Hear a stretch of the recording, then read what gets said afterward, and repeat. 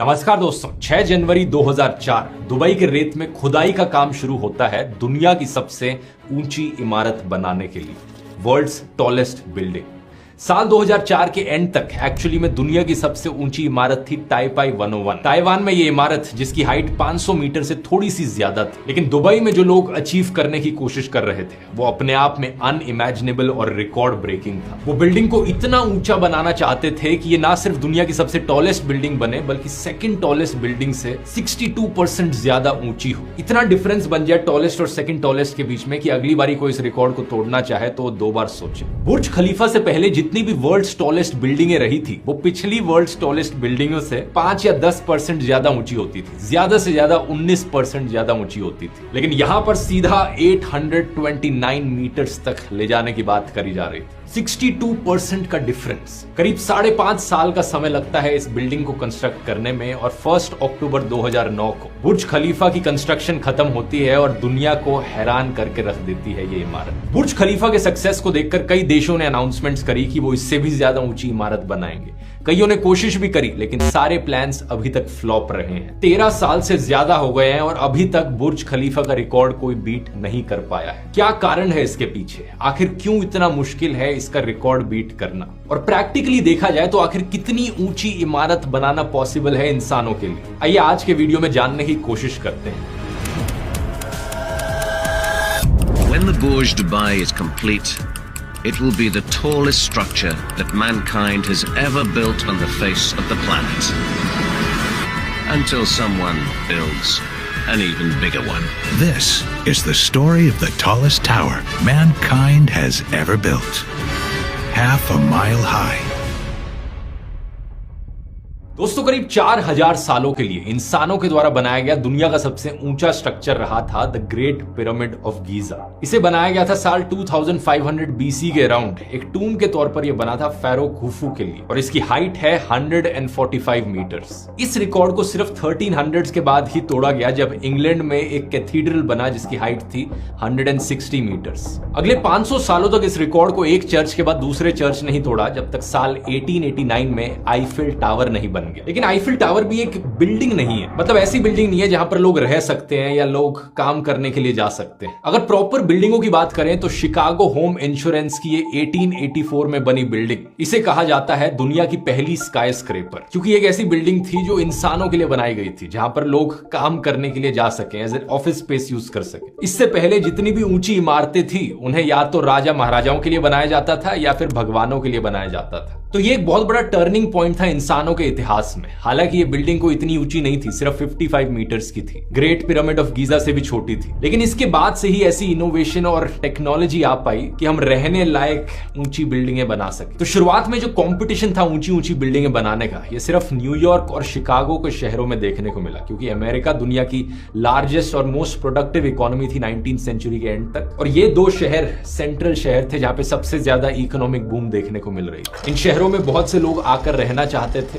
बड़ी कंपनीज के द्वारा बड़ी ऑफिस स्पेसेस की डिमांड थी और लोगों को बेहतर तरीके से शहर में अकोमोडेट करने के लिए ये स्काई स्क्रेपर्स बनाने की जरूरत पड़ी। यहाँ पर कुछ ऑनरेबल मेंशंस हैं, जैसे कि न्यूयॉर्क की ये एम्पायर स्टेट बिल्डिंग जो साल 1931 से लेकर 1971 तक दुनिया की सबसे ऊंची बिल्डिंग बनी रही थी। 40 साल तक इसने रिकॉर्ड को होल्ड किया और अगर मॉडर्न जमाने में कंपेयर करोगे तो इसने इस रिकॉर्ड को सबसे ज्यादा समय तक होल्ड किए रखा। 1971 में इसको बीट किया न्यूयॉर्क की ही एक और बिल्डिंग ने जो कि थी World Trade Center at 417 metres. Empire State Building के 381 मीटर से 9% ज्यादा। साल 1998 में ये कंपटीशन अमेरिका से बाहर निकला और एशिया की तरफ शिफ्ट हुआ जब कुआलालंपुर में बनाए गए the Petronas Towers at a height of 452 metres. इन्हें साल 2004 तक वर्ल्ड्स टॉलेस्ट बिल्डिंग का दर्जा दिया गया, जिसके बाद टाइपाई 101 ने इन्हें बीट किया और 2009 में सबसे बड़े मार्जिन से बुर्ज खलीफा ने इन सब को बीट कर दिया। 510 मीटर से सीधा 828 मीटर्स की छलांग। एक्चुअली शुरू में जब बुर्ज खलीफा की प्लानिंग करी जा रही थी तो इसकी इनिशियल प्रपोज्ड हाइट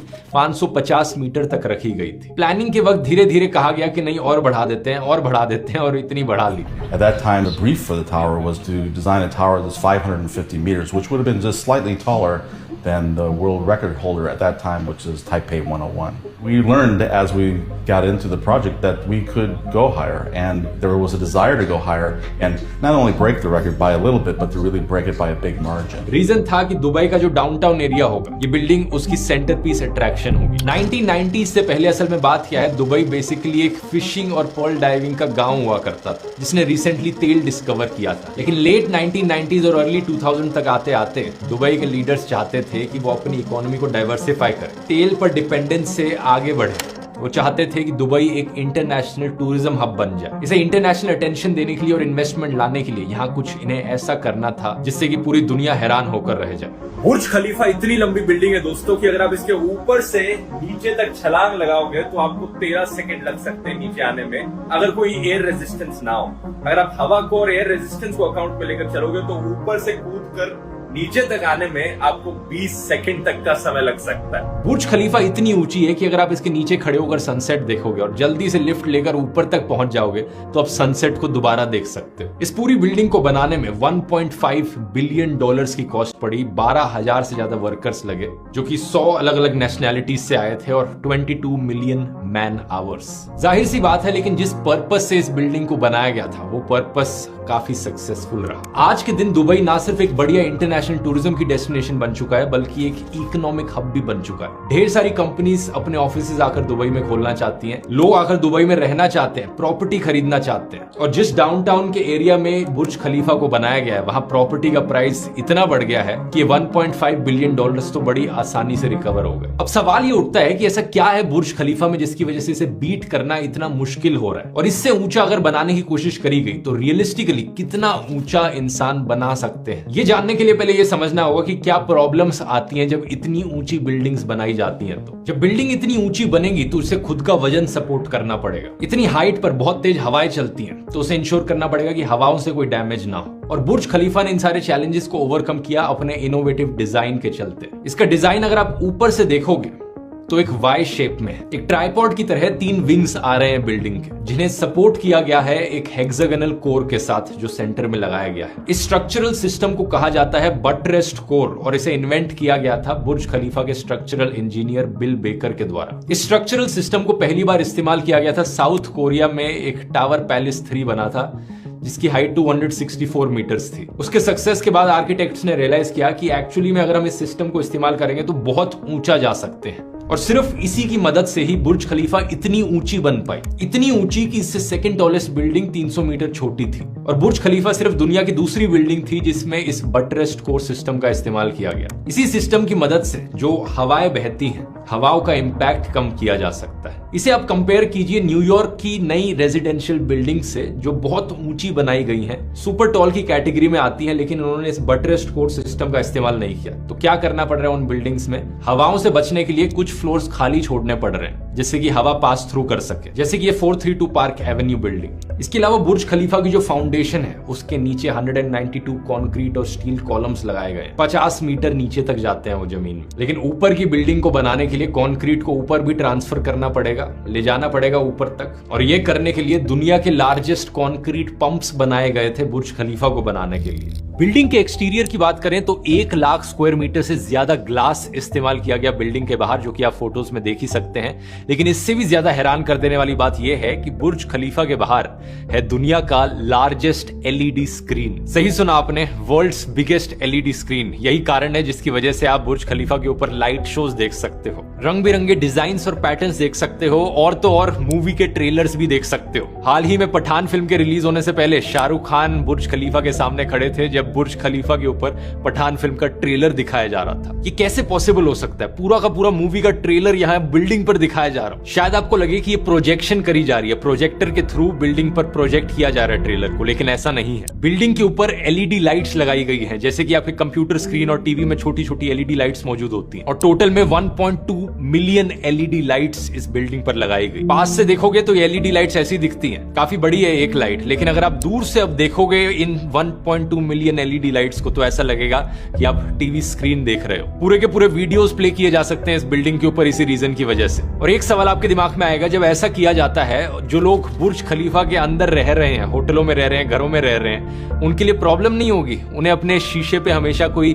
फिल्म चलती हुई दिखती रहेगी, ये लाइटें दिखती रहेंगी? इसका जवाब है दोस्तों, नहीं। अगली बार जब आप बुर्ज खलीफा पर जाओ लाइट शो के दौरान, थोड़ी और पास से देखना, जो ये लाइटें हैं ये पूरी बिल्डिंग पर स्प्रेड आउट होकर नहीं लगी हुई हैं, ये सिर्फ फ्रेम्स पर लगी हुई हैं। और उतना ही से दूर से देखते हो ऐसा लगे कि वीडियो चल रहा हो। इन बड़ी बड़ी स्काई स्क्रेपर्स के बाहर जो फ्रेम्स लगाए होते हैं, फसाड्स जो लगाए होते हैं, वो अक्सर बने होते हैं दोस्तों एल्यूमिनियम कंपोजिट से। आज के दिन सेम मटेरियल्स का लोग इस्तेमाल करते हैं दीवारों पर डिजाइन बनाने में भी। अपनी दुकानों के बाहर जो साइन बोर्ड्स लगे होते हैं, वहां पर भी अक्सर लोग इसका इस्तेमाल करते हैं। इतनी ऊंची बिल्डिंगों में एक और प्रॉब्लम रहती है दोस्तों। मान लो अगर आप 160th फ्लोर पर रहने लग रहे हो बुर्ज खलीफा के, और आग लग जाती है बिल्डिंग में, तो क्या आप सीढ़ियों से 160 फ्लोर्स नीचे उतरोगे? ऐसे ही सिनेरियोस के लिए, इमरजेंसी के केसेस के लिए बिल्डिंग में हर 25 फ्लोर बाद प्रेशराइज्ड और एयर कंडीशनड रेफ्यूज एरियाज है। इसके अलावा स्टेयर केसेस को फायर प्रूफ कंक्रीट के साथ बनाया गया ताकि आग फैले ना। अब देखते हैं दोस्तों आने वाले टाइम में ऐसी कौन सी बिल्डिंगें हैं जो बुर्ज खलीफा से भी ज्यादा ऊंची बन सकती है। यहाँ एक इंटरेस्टिंग चीज नोट करने वाली है कि पिछले 12 सालों में हालांकि कोई बिल्डिंग बुर्ज खलीफा को बीट नहीं कर पाई, लेकिन फिर भी जो 20 टॉलेस्ट बिल्डिंग्स हैं आज के दिन, उनमें से 17 ऐसी हैं जो बुर्ज खलीफा के बाद बनाई गई हैं। जैसे कि 679 मीटर्स पर मेडेरका 118 जो कुआलालंपुर में अभी बनने लग रही है। ये मिड 2023 में ऑफिशियली खुलेगी, लेकिन ये ऑलरेडी दुनिया की सेकंड टॉलेस्ट बिल्डिंग बन चुकी है। अच्छी कोशिश है, लेकिन 679 मीटर्स 828 मीटर से अभी भी बहुत दूर है। लेकिन कई ऐसी बिल्डिंग है जो प्लान करी गई है कि बुर्ज खलीफा से ऊंची होंगी। उनमें से कम 2 ऐसी बिल्डिंगें हैं जो ऑलरेडी बननी शुरू हो चुकी है। पहली है सऊदी अरेबिया की जेडा टावर। अगर ये प्लान के हिसाब से कंस्ट्रक्ट करी जाएगी तो ये पहली बिल्डिंग होगी 1 किलोमीटर की हाइट क्रॉस करने वाली। इसका डिजाइन बुर्ज खलीफा से काफी सिमिलर है, क्योंकि दोनों बिल्डिंग्स का आर्किटेक्ट सेम है, एड्रियन स्मिथ। एक बार फिर से एड्रियन स्मिथ ने वो वाई शेप डिजाइन को फॉलो किया है ताकि स्ट्रक्चरल इंटीग्रिटी आ सके। एक बार फिर से इस बिल्डिंग को बनाने के पीछे पर्पस है सऊदी अरेबिया की इकोनॉमी को डाइवर्सिफाई करना, ताकि वो सिर्फ तेल पर ना रिलाय करे। और बुर्ज खलीफा की तरह ही ये बिल्डिंग को इस्तेमाल किया जाएगा एक नया डिस्ट्रिक्ट बनाने के लिए, जेडा इकोनॉमिक सिटी। इस बिल्डिंग की कंस्ट्रक्शन साल 2013 में शुरू हुई थी और करीब 1/4 के अराउंड टावर कंस्ट्रक्ट हो चुका था, लेकिन अनफॉर्चुनेटली अर्ली 2018 में इस कंस्ट्रक्शन को रोक दिया गया और तब से कंस्ट्रक्शन वापस शुरू नहीं हुई है। बात क्या थी, 2017 और 19 के बीच में सऊदी अरेबिया में एक एंटी करप्शन पर्च हुई थी और जो मेजर इन्वेस्टर्स थे इस प्रोजेक्ट में इन्वेस्ट करने वाले, उन्हें अरेस्ट कर लिया गया था। और फिर कोविड-19 पैंडेमिक आ गया और ये डिले अभी तक एग्जिस्ट करता है। पब्लिकली ये कोई नहीं जानता कि इस बिल्डिंग की कंस्ट्रक्शन कब शुरू करी जाएगी वापस, लेकिन अगर करी जाएगी तो बुर्ज खलीफा का रिकॉर्ड यही बिल्डिंग तोड़ सकती है। एक दूसरा प्रोजेक्ट भी है यहाँ पर जिसकी बहुत हाई पोटेंशियल है, जो दुबई के अंदर ही है, जो कि है Dubai creek tower. Spanish architect के द्वारा डिजाइन किया गया ये क्रीक टावर एक बड़ा ऑब्जर्वेशन टावर होगा दुबई में। इसे साल 2016 और 18 के बीच में प्लान किया गया था और फाउंडेशंस ऑलरेडी ले करी जा चुके हैं, लेकिन इस पर भी कंस्ट्रक्शन का काम रुका हुआ है। ओरिजिनली प्लान किया गया था कि 2020 के एक्सपो में इसकी इनॉग्रेशन करी जाएगी, लेकिन ऐसा हुआ नहीं। इस टावर की एग्जैक्ट हाइट कितनी होगी ये अभी तक रिवील नहीं किया गया है, लेकिन माना जाता है ये 838 मीटर और 1300 मीटर के बीच में हो सकती है। हो सकता है हाइट के मामले में ये टावर जेडा टावर को बीट कर दे, लेकिन टॉलेस्ट बिल्डिंग की कैटेगरी में ये टावर नहीं फिट बैठेगा, क्योंकि प्लान यही है, यहाँ पर रहने की और ऑफिस की कोई जगह नहीं होगी। इसे बस एक ऑब्जर्वेशन डेक की तरह प्लान किया जा रहा है, जैसे कि आईफिल टावर है, लेकिन इसकी भी कंस्ट्रक्शन रुकी हुई है और नहीं पता कब वापस शुरू हो। तो ये दोनों नहीं तो और कौन सी बिल्डिंग हो सकती है आने वाले फ्यूचर में जो बुर्ज खलीफा को बीट कर सकती है? अब ये सवाल थोड़ा इमेजिनरी बन जाता है, क्योंकि बाकी जो प्लान्ड प्रोजेक्ट्स हैं उनकी प्लानिंग करी गई है, अनाउंसमेंट करी गई है, लेकिन ज्यादा काम उन पर शुरू हुआ नहीं। जैसे कि कुवैत के देश में प्लान किया गया मुबारक अल कबीर टावर। इसे पहली बार साल 2007 में प्रपोज किया गया था और इसकी हाइट इन्होंने प्रपोज करी कि 1001 मीटर तक होगी। इसका ओवरऑल डिजाइन एक बार फिर से बुर्ज खलीफा के डिजाइन से काफी मिलता जुलता, लेकिन इस पर कोई कंस्ट्रक्शन शुरू नहीं हुई है, तो कोई नहीं जानता कि एक्चुअली में कब बन के तैयार होगा। ये सिर्फ एक प्रपोज्ड प्लान है। ये प्लान अगर आपको कमाल का लग रहा है तो इससे भी ज्यादा अजीबोगरीब प्लान है the sky mile tower Tokyo में। एक 1.7 किलोमीटर ऊंची building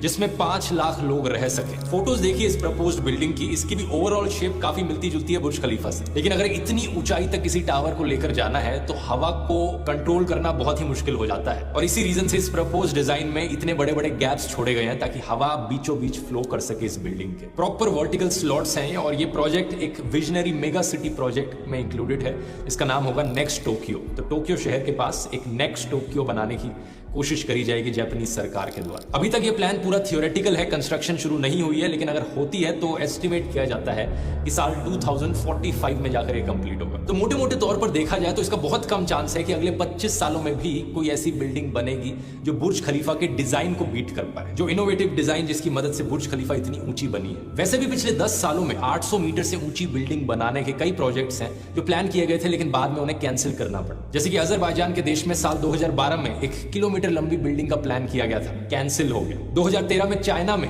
838 metre sky city scraper बनाने का प्लान किया गया था। गवर्नमेंट अप्रूवल नहीं मिली इन्वायरमेंटल कंसर्न्स की वजह से इस प्रोजेक्ट को भी कैंसिल कर दिया गया 2016। अब टोक्यो के स्काई माइल टावर से आगे के जो प्लान है, उससे भी ऊंचा बनाने के जो प्लान है, वो इतने इमेजिनरी है कि वो साइंस फिक्शन की कैटेगरी में आते हैं। जैसे कि टोक्यो में ही एक्सीड 4000 बिल्डिंग का प्लान, ये एक विजनरी प्रोजेक्ट है टोक्यो में इतनी ऊंची इमारत बनाने का, जो इमारत 4 किलोमीटर ऊंची हो, माउंट फूजी की हाइट से भी ऊंची हो, 1 मिलियन लोग इसमें रह सकेंगे। दिखने में ये ऐसी दिखेगी, खुद ही में ही पहाड़ी जैसी। इसको 1995 में प्लान किया गया था, लेकिन ये सिर्फ एक प्लान ही है जिस पर कोई काम नहीं हुआ है। ऐसे ही एक प्लान है स्पेस एलिवेटर बनाने का। केबल का इस्तेमाल करके हम इतना ऊंचा स्ट्रक्चर बनाए कि वो धरती से बाहर स्पेस में निकल जाए और उसकी मदद से हम अर्थ से स्पेस में ट्रांसपोर्ट कर पाए आसानी से। एक ऐसी थियोरेटिकल चीज है जिसकी अलग से वीडियो में ही किसी में बात करी जा सकती है, और ये वैसे भी बिल्डिंग की कैटेगरी में फिट नहीं बैठेगा, तो इस वीडियो में इसके बारे में बात करने का कोई फायदा नहीं। सवाल ये है कि प्रैक्टिकली बात करें तो कितना ऊंचा बनाया जा सकता है। बुर्ज खलीफा के स्ट्रक्चरल इंजीनियर बिल बेकर का कहना है कि अगर हम बटरेस्ड कोर का जो डिजाइन है उसका एक मॉडिफाइड वर्जन इस्तेमाल करें तो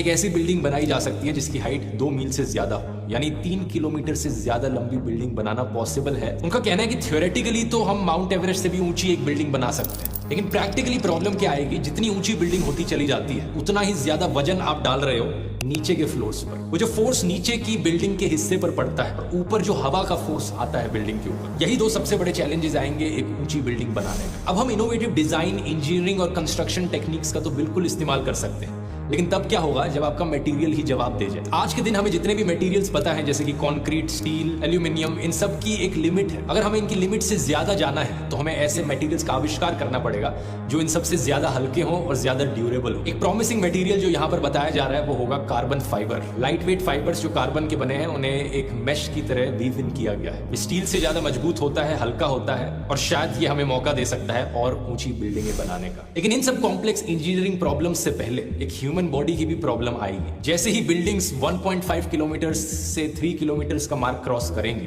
ऑल्टीट्यूड इतना ज्यादा हाई हो जाएगा कि वहां पर एयर प्रेशर में डिफरेंसेस हो जाएंगे। आप कभी लेह लद्दाख गए हो तो आपने नोटिस किया होगा कि कैसे पहले 1-2 दिन वहां पर उल्टी आने लग जाती हैं, डिजीनेस होती है, क्योंकि आपकी बॉडी को एक्लाइमेटाइज करना पड़ता है उतनी हाइट पर जो ऑक्सीजन की कमी होती है हवा में उसके लिए। अब किसी पहाड़ी पर चढ़ते चढ़ते तो ये धीरे धीरे किया जा सकता है, लेकिन अगर एक इतनी ऊंची बिल्डिंग बना ली हमने जो 2 किलोमीटर लंबी है, उसमें हम इंस्टेंटली एलिवेटर में बैठ के नीचे से ऊपर जाएंगे तो सेम प्रॉब्लम्स हमारी बॉडी फेस करेगी, अनलेस उस बिल्डिंग के अंदर आप एयर प्रेशर कंट्रोल करो। और ऐसा करना बहुत महंगा पड़ेगा पहली चीज तो, और इसका मतलब दूसरी चीज ये होगी कि आप बैल्कनीज नहीं बना सकते इतने हाई फ्लोर्स पर। मतलब बना सकते हो लेकिन फिर उनमें कोई जा नहीं पाएगा। इन चीजों का ध्यान रखना पड़ेगा। और ह्यूमन बॉडी की प्रॉब्लम से भी पहले आती है सोशियो इकोनॉमिक लिमिटेशंस, जो सबसे बड़ा कारण है कि इतनी ऊंची बिल्डिंगें क्यों नहीं बनती। पैसा, कोई गारंटी नहीं है कि हर बिल्डिंग बुर्ज खलीफा जितनी सक्सेसफुल निकलेगी उसके आसपास इतनी इकोनॉमिक बूम देखने को मिलेगी। इन्वेस्टर्स को हजारों करोड़ रुपए स्पेंड करने पड़ेंगे ऐसी बिल्डिंग को फंड करने के लिए, और ऐसी बिल्डिंग को फंड करने का मतलब हुआ बहुत हाई रिस्क।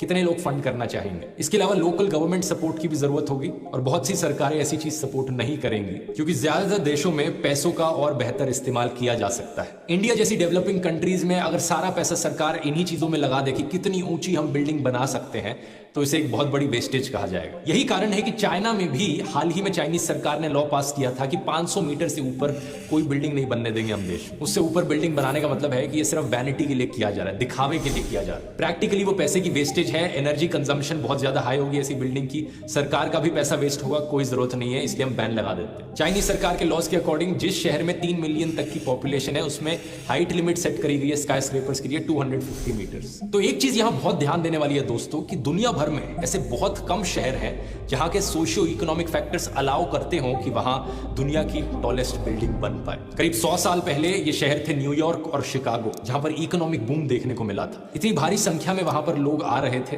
डिमांड थी कम जगह पर और घर बनाने की और ऑफिसेस बनाने की, इसलिए वहां पर ऊंची बिल्डिंगें बनी। 21वीं सदी में कुछ हद तक ये चीज चाइना के शहरों में और ताइवान के शहरों में देखी गई। इसी रीजन से बहुत सी ऊंची बिल्डिंगें वहां पर आपको देखने को मिलेंगी वहां के शहरों में, लेकिन इतनी ऊंची भी नहीं कि प्रॉफिटेबल ना बचे हो। और बची फिर मिडिल ईस्टर्न कंट्रीज जैसे कि यूएई और सऊदी अरेबिया, जहां पर ऑयल डिपेंडेंस कम करना चाह रही है सरकार के पास ऑयल से लेकिन बहुत पैसा है, तो ये चीज इन जगहों पर करनी कुछ हद तक पॉसिबल हो पाई। तो यही कारण है दोस्तों, अभी के लिए अगले कई सालों तक तो एटलीस्ट बुर्ज खलीफा ही दुनिया की टॉलेस्ट बिल्डिंग रहेगी। वीडियो पसंद आया, अब जाकर आप सुपरसोनिक एयरप्लेन्स वाला वीडियो देख सकते हो यहाँ पर क्लिक करके।